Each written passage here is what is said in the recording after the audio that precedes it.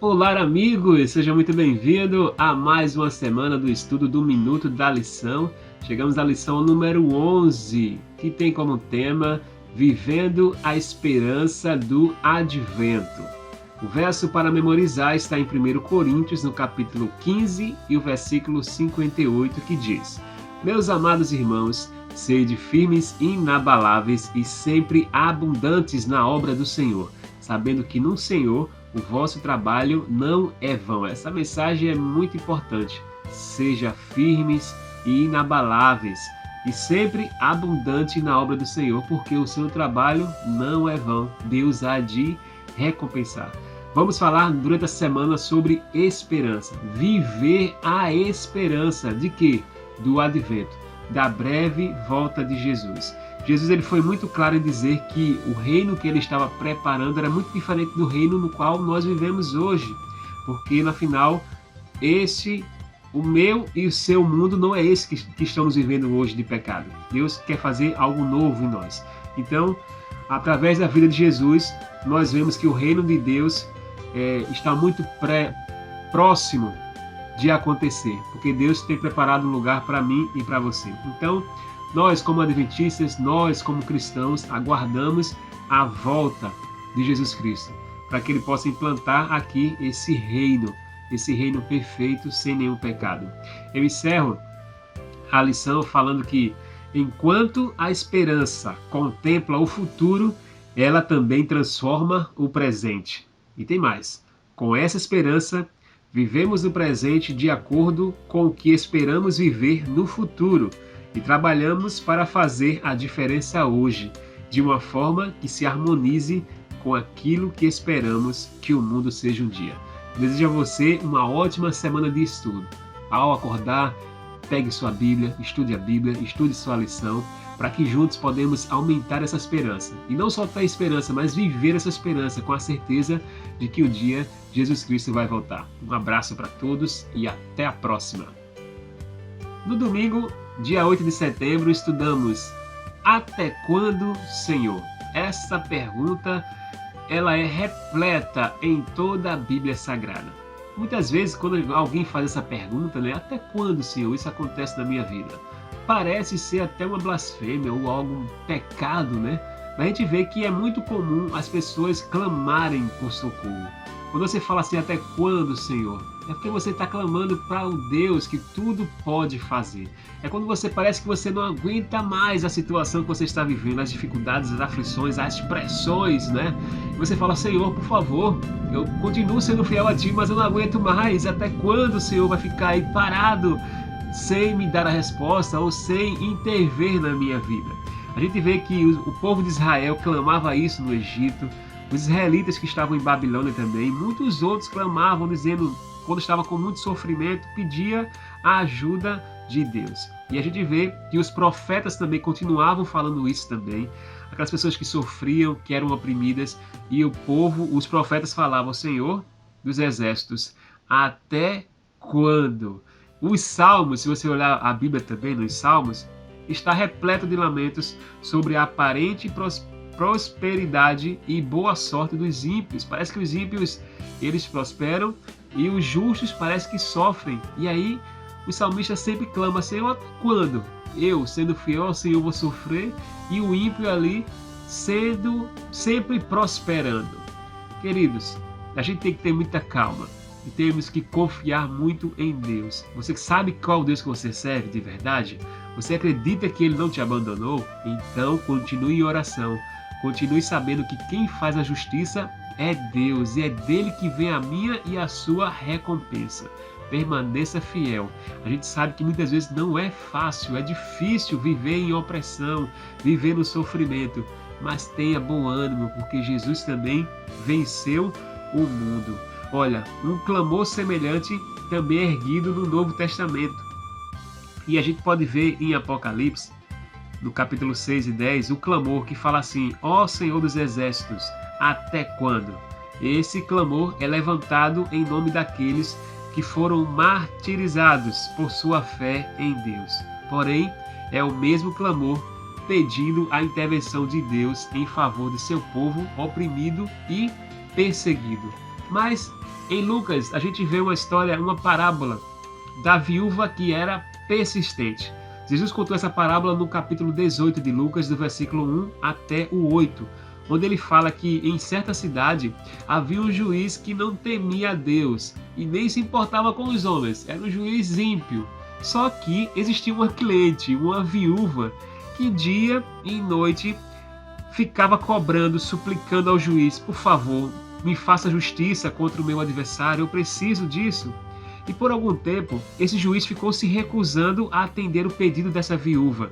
Mas finalmente o juiz parou e pensou: embora eu não tema a Deus e não me importe com os homens que sofrem, essa viúva está me aborrecendo muito. Eu vou fazer justiça para que ela não venha mais me importunar, disse o juiz. Eu vou ajudar essa mulher para que ela deixe de me irritar de tanto pedir essas coisas. E aí o Senhor continuou: ouça o que diz o juiz injusto. Versículo 7. Acaso Deus não fará justiça aos seus escolhidos, que clamam ele dia e noite? Continuará fazendo-os esperar? Eu lhes digo, ele lhes fará justiça, e depressa. Contudo, quando o Filho do Homem vier, encontrará fé na terra? Jesus estava falando: você tem que ter fé, tem que pedir a Ele dia e noite e ter a certeza de que Ele está te ouvindo, ter a certeza que Deus fará justiça por mim e por você. Que Deus te abençoe nesse dia, que aumente mais a sua fé e que essa dificuldade que você está passando hoje, saiba que isso vai passar. Saiba que Deus está vendo tudo, porque o guarda de Israel não dorme. Então, que a gente possa orar a Deus, se unir cada vez mais em oração e na comunhão com o Espírito Santo, para que Ele possa nos dar cada dia mais força para continuar nessa jornada. Amanhã iremos estudar outro tema muito importante. Então, continue lendo a Bíblia, continue estudando a lição da Escola Sabatina. Porque estudando, você dará passos importantíssimos para chegar no céu. Um abraço, fique com Deus e até mais. Na segunda-feira, no dia 9 de setembro, o tema foi certo tipo de esperança. Nós sabemos que a nossa maior esperança está na breve volta do Senhor Jesus. Então, o mundo caído no qual nós vivemos, arruinado, cheio de pecado, a gente sabe que isso aqui não é o querer de Deus para nossas vidas. Deus está preparando novos céus e nova terra para que Ele possa reinar com toda a sua glória e todo o seu poder com seus filhos, de forma transformada, sem a existência do pecado ou do pecador. A pergunta número 2 pede para a gente ler Mateus 24 e 25. Você pode estudar durante a semana também os capítulos 24 e 25 de Mateus e tirar suas conclusões sobre os pontos mais importantes dessa leitura do Sermão de Jesus. E a gente pode ver, analisar, que Jesus fala sobre os sinais dos tempos. O tempo do fim, nesses 2 capítulos. No primeiro capítulo, Jesus conversando com os discípulos, que os discípulos ficam mostrando a Jesus todo o templo, a grandeza do templo, e Jesus fala que aquilo ali ia ser tudo destruído.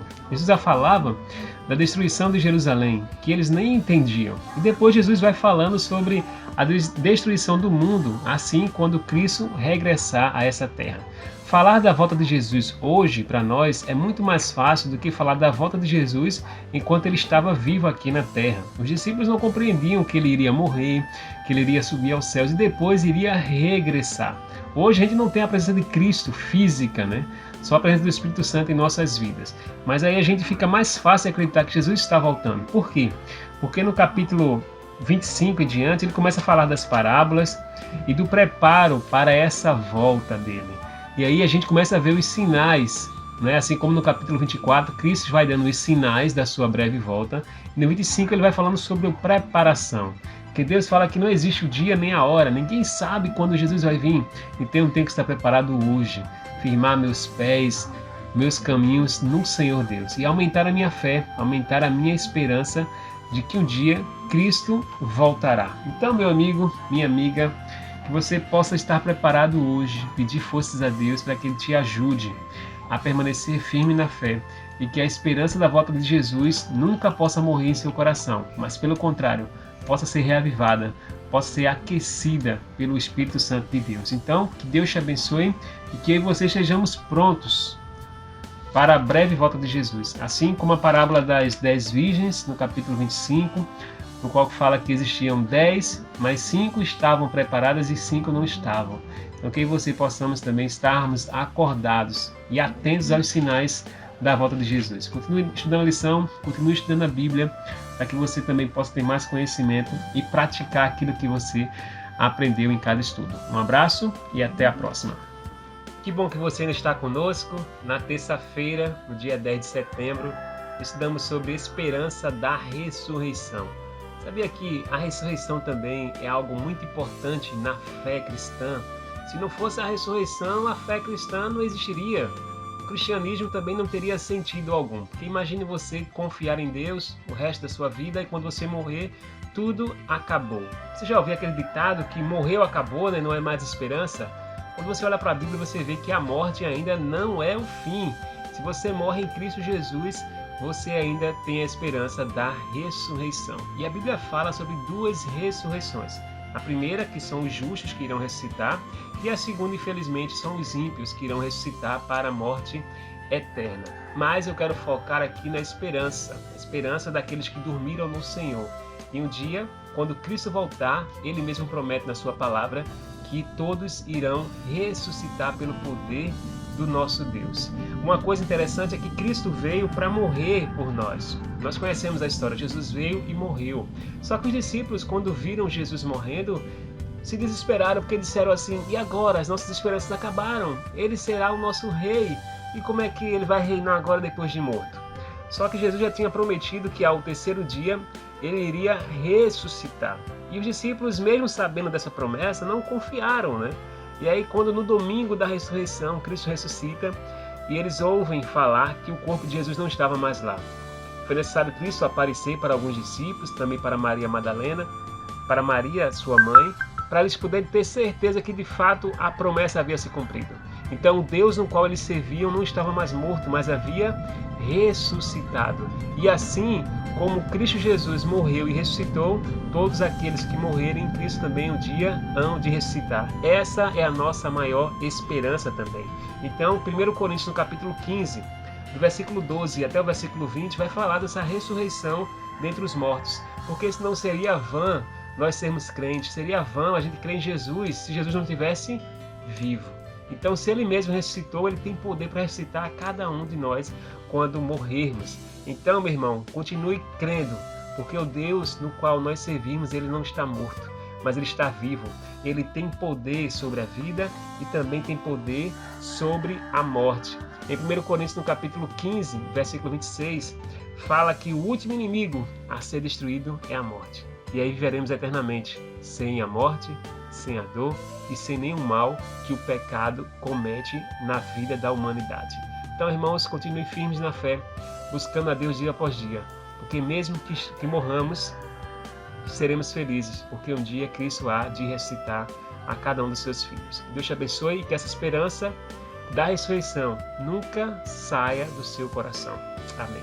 Olá, amigos. Na quarta-feira o tema foi a esperança do juiz, mas antes quero mandar um abraço para o meu amigo Israel Vieira, que sempre nos ajuda compartilhando nossas mensagens. Obrigado, Israel. Um abraço para o irmão Arnaldo também, que sempre ouve os nossos áudios do Minuto da Lição, meu amigo Valdir Santos e outras pessoas que sempre, quando eu me encontro na igreja, falam: sempre ouço o seu Minuto da Lição, obrigado pelo carinho de vocês. Hoje, na quarta-feira, estudamos a esperança do juízo. E aí, quando a gente fala de juízo, a gente fica imaginando, né? Juízo pode ser algo terrível, né? Para aquelas pessoas que estão devendo, né? Porque vão se encontrar de frente com o juiz e vai receber aquela sentença terrível, né? Mas, por outro lado, quem está de bem com a vida, quem faz as coisas certinhas, quando chega diante do juiz, nada teme, porque não deve nada à justiça. Então, saiba, queridos, que um dia todos nós passaremos pelo juízo. Então, quando a gente ouve o juízo hoje, você treme na base ou você fica tranquilo sabendo que tem a mente e o coração limpo, puro, sem nada a temer? Saiba que nós somos falhos, somos pecadores e precisamos da graça de Cristo Jesus todos os dias. Então, ninguém vai chegar no juiz lá limpo, não. Quem vai limpar nossas pecaminosidades, as nossas impurezas, é Jesus Cristo. Então, só por meio de Jesus, nós seremos limpos, seremos liberados de toda condenação. Então, o juiz é Jesus Cristo que vai nos justificar pela fé nele. Então, meu irmão, ninguém vai ser justo sem antes passar por Jesus Cristo. Mas na lição da quarta, a gente vê que o mundo no qual nós vivemos não tem aquela justiça que nós tanto queremos, que tanto sonhamos ou almejamos. Você vê pessoas inocentes sofrendo, por exemplo. Você vê pessoas inocentes atrás das grades, enquanto aquelas pessoas que são culpadas estão onde? Fora das grades, estão em liberdade, fazendo e cometendo outros crimes. E a gente, nossa cabeça fica dando um nó, sabe? Pegando fogo, porque a gente não consegue entender por que às vezes o justo sofre e os inocentes parecem viver de bem com a vida. Essa pergunta Salomão fez na Bíblia Sagrada, em Eclesiastes, no capítulo 8, e o versículo 14, que fala assim: há mais uma coisa sem sentido na terra, justos que recebem o que os ímpios merecem, e ímpios que recebem o que os justos merecem. Isso também, penso eu, não faz sentido. E realmente tem coisas na vida que parecem não fazer sentido algum. Realmente é o pecado que destrói a forma correta de ser as coisas. O inimigo de Deus, ele destrói tudo. Por isso que a gente vê às vezes o ímpio prosperando e o justo, o cara que é fiel a Deus, fica ali na miséria, sabe, passando por tantas dificuldades, e parece que onde está Deus nessa situação? Saiba que Deus, ele está no comando de todas as coisas. Tudo está sob o comando de Deus. Então, não perca a esperança em Deus, porque Deus, ele é o único juiz que age com justiça. E aí Salomão, encerrando o seu capítulo, no capítulo 12, encerrando o seu livro, no capítulo 12, versículo 13 e 14, ele fala a seguinte palavra: agora que já se ouviu tudo, aqui está a conclusão. Tema a Deus e obedeça os seus mandamentos, porque isso é o essencial para o homem. Pois Deus trará o julgamento ou o juízo, tudo que foi feito, inclusive tudo que está escondido, seja bom ou seja mal. Ou seja, Deus um dia, queridos, trará a juízo, um dia, tudo que estava encoberto. Então, se aquelas pessoas que lhe maltratavam e nunca era descoberto, saiba que um dia Deus vai trazer a juízo todas as nossas obras, sejam boas e sejam más. E aí Deus vai agir com justiça. Então, você e eu receberemos aquilo que nós merecemos.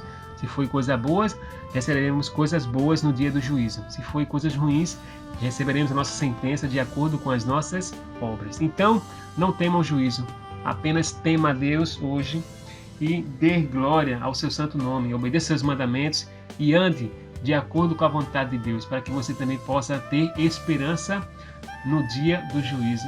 E a esperança está em Jesus Cristo. Um abraço para todos, compartilhe esse áudio com seus amigos e continue estudando a lição e lendo a Escritura Sagrada, porque elas juntas somarão muito para você ter um encontro íntimo com o nosso Deus. Um abraço para todos e até mais.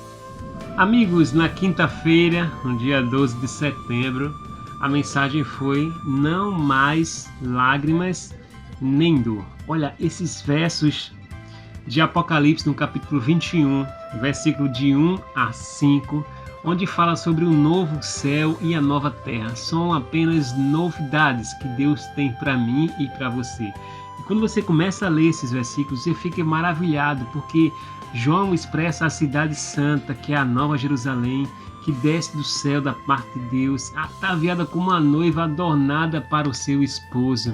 E aí ele fala que o tabernáculo de Deus, está com os homens e Deus habitará com eles. E no versículo 4, esse para mim é um dos melhores e mais bonitos versículos da Bíblia Sagrada que fala ao meu coração. Capítulo 21 de Apocalipse, no versículo 4, diz que Deus enxugará dos olhos toda lágrima e a morte já não existirá, já não haverá luto, nem pranto, nem dor, porque as primeiras coisas passaram. Você já se imaginou viver numa terra, num lugar onde não existe mais dor? Você já se imaginou também viver numa terra onde não se existe mais morte, nem lamento, nem medo, nem aflição? Já imaginou nisso? Eu fico imaginando, só de pensar se você não vai morrer. Agora, imagine você viver eternamente aqui nessa terra, sem a morte, mas vivendo com medo, vivendo angustiado, vivendo no sofrimento. Será que vale a pena viver eternamente desse jeito? Com certeza a sua resposta é não, porque eu não queria Viver eternamente com a doença, por exemplo. Ou viver eternamente com sofrimento, com dores, né, com angústia, com medo que a sociedade nos coloca dia após dia. Então Deus vai colocar um novo céu e uma nova terra onde não existirá morte, mas o nosso ambiente será totalmente transformado também. Aí vai valer a pena viver eternamente. Não haverá mais morte, não haverá mais pranto, não haverá mais dor, não haverá mais lágrimas, porque Deus enxugará as nossas lágrimas. Louvado seja Deus por isso. Então Deus ele tem preparado coisas para nós que é tão difícil a gente imaginar. Imagine uma vida sem pecado, uma vida sem ódio, uma vida sem intrigas, sem dor de cabeça, sem qualquer dor, sem medo, sem dores, prantos.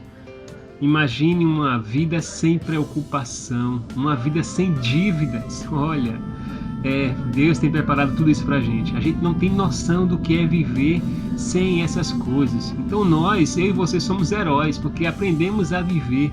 Nós temos uma resiliência, né? Aprendemos a viver em meio às dificuldades, às aflições. Mas no céu, que Deus tem preparado para nós, nada disso vai existir. Então pra gente, a gente não tem noção do que é viver eternamente. A gente não tem noção do que é não ficar doente, não ficar com medo, não ficar com raiva, não ter um coração ruim, não saber perdoar. A gente não sabe o que é isso. A gente não tem noção do que é viver uma vida totalmente sem orgulho, uma vida totalmente na humildade. Eu e você não temos noção do que é isso. E Deus vai transformar a mim e a você. E o pecado vai ser destruído. E o pecador também. Não haverá mais pecador. Não haverá mais pecado. Então seremos perfeitos. E aí sim, iremos desfrutar do bem e do melhor que Deus tem preparado para cada um de nós. E o mais importante, não haverá mais lágrimas, porque Deus enxugará as nossas lágrimas. Tudo aquilo que nos fez sofrer, tudo aquilo que nos faz chorar aqui na terra, Deus vai apagar de todos nós, vai enxugar cada lágrima, cada dor que eu e você passamos aqui nessa terra.